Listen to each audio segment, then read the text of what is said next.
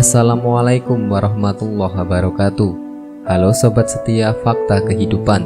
Tidak lupa kami sampaikan salam sehat, salam sejahtera. Semoga tercurah segala bentuk kebaikan dan juga kita semua dalam lindungannya. Seperti biasa, kita akan berbagi kisah dari yang unik, menarik sampai bikin nangis.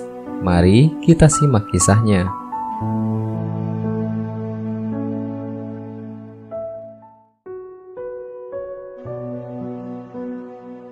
Kisah nyata, mengerikan. Saat jasadnya dimandikan, alat vital gadis SMA ini membusuk. Perkara ajal memang tidak ada yang tahu kapan waktunya dan bagaimana cara kita menemuinya, kecuali hanya Allah Subhanahu wa Ta'ala. Namun yang paling masyhur, manusia akan meninggal sesuai dengan kebiasaannya.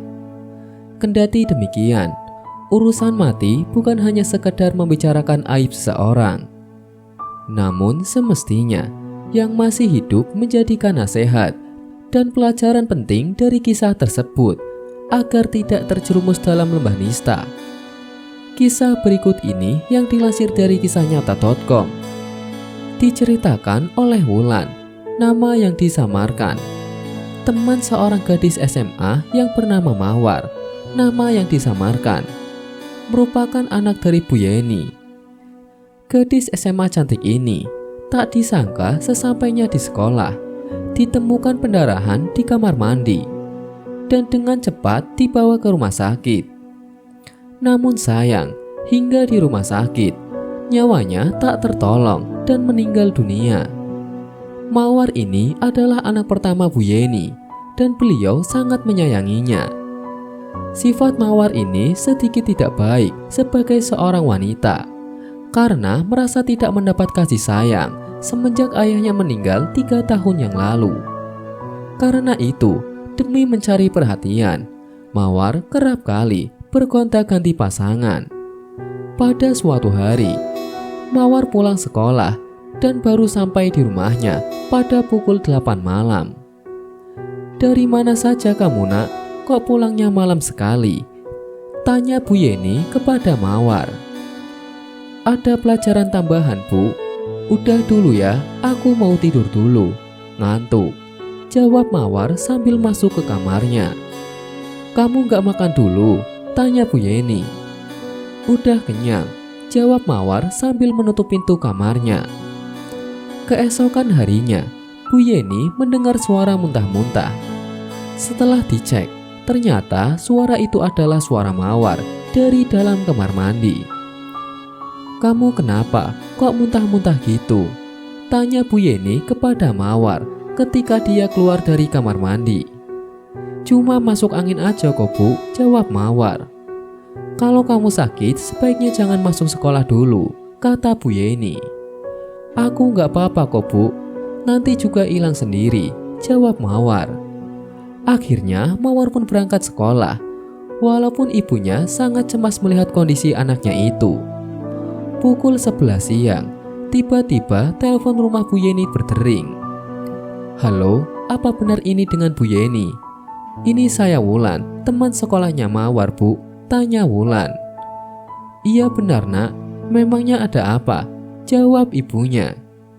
"Begini, Bu, Mawar mengalami pendarahan dan sekarang sedang di UGD," jawab Wulan. "Astagfirullah, kok bisa pendarahan? Memangnya ada apa dengan Mawar?" tanya Bu Yeni. "Mawar melakukan aborsi, Bu. Dia hamil 2 minggu," jawab Wulan. "Ya Allah, Mawar hamil. Siapa yang menghamilinya?" tanya Bu Yeni. "Nanti aku ceritain. Sebaiknya ibu segera ke sini," jawab Wulan.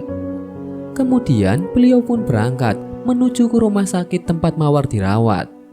Sesampainya di sana, Bu Yeni langsung menuju ke UGD dan di sana beliau bertemu dengan Wulan. "Gimana ceritanya Mawar bisa hamil?" tanya Bu Yeni. "Begini, Bu, Mawar itu mempunyai cowok yang bernama Sandi dan mereka berdua telah sering berhubungan suami istri selama mereka pacaran.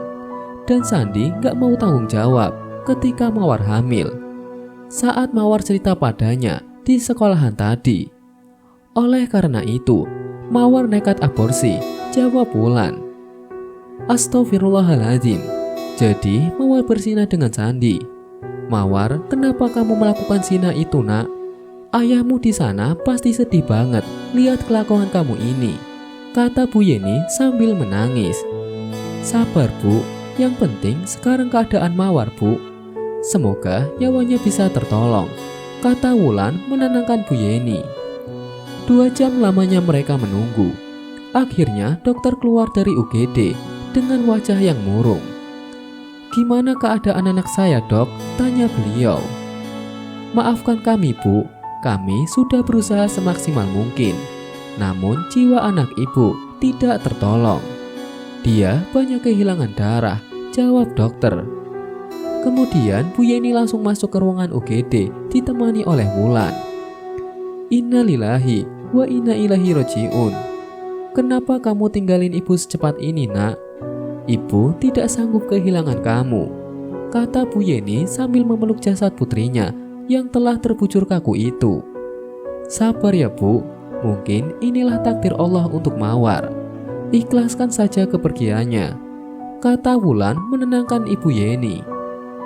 Kemudian tepat pukul 3 sore, jenazah Mawar pun dibawa ke rumahnya dengan diangkut ambulans setelah sebelumnya telah dilakukan visum. Sampainya di sana, jenazah langsung dimandikan. Namun yang terjadi sebuah hal yang memilukan. Alat kelamin jenazah tiba-tiba membusuk, mengeluarkan belatung dan menebarkan bau yang tidak sedap. Sehingga orang-orang yang memandikannya menutup hidung karena tidak kuat dengan bau itu.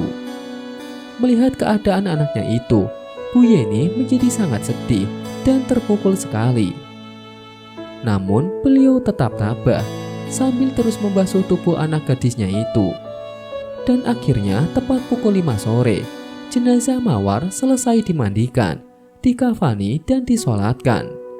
Kemudian jenazah Mawar langsung dimakamkan di pemakaman umum desa dengan diiringi rintik hujan dan tangis dari keluarga beserta teman-temannya. Seorang gadis yang telah menjadi teman kecilku dulu telah berpulang untuk selama-lamanya. Sekian, semoga bisa menjadi pelajaran kita semua. Amin. Wallahu a'lam bishawab.